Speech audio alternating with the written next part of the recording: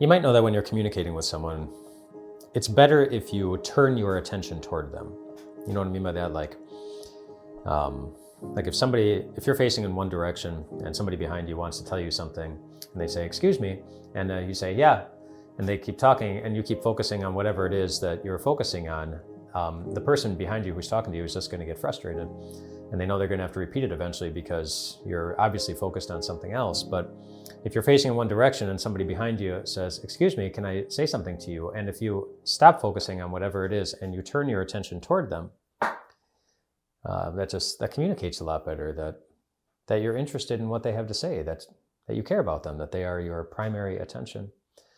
I bring that up because in Psalm 6, David asks the Lord to turn towards him. He says, "Turn, Lord, turn toward me. Turn toward me." He's asking the Lord he's asking for the Lord's attention. He's asking for the Lord's love. And we see the Lord doing that in some really significant moments throughout Scripture.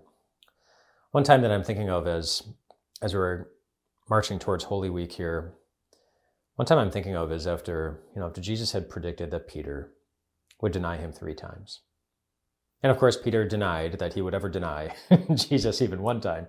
He said that he would lay down his life for him, and all these other fools down here, they might give in, but I never would. I will always defend you.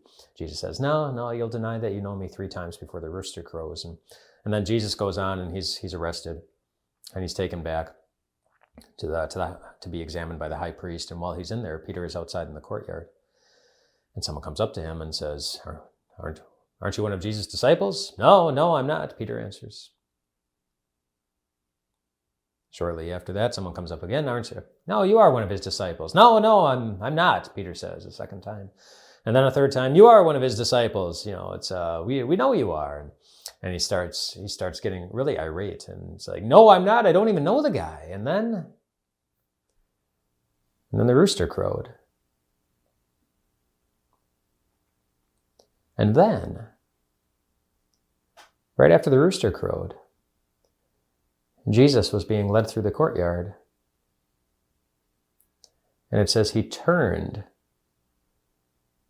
to look at Peter.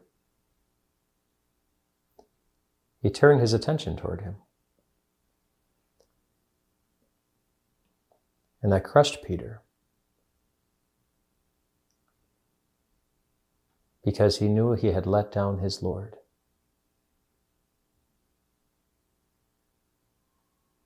And we've been there. Maybe you're there right now. Maybe you're afraid that you will be there soon.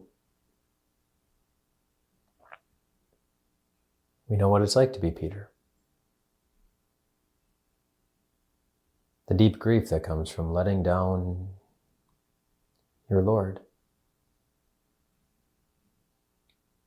But remember what Jesus did after he turned his attention toward Peter.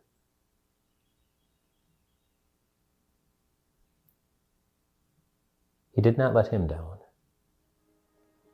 or you, or me. He turned his attention back to the cross,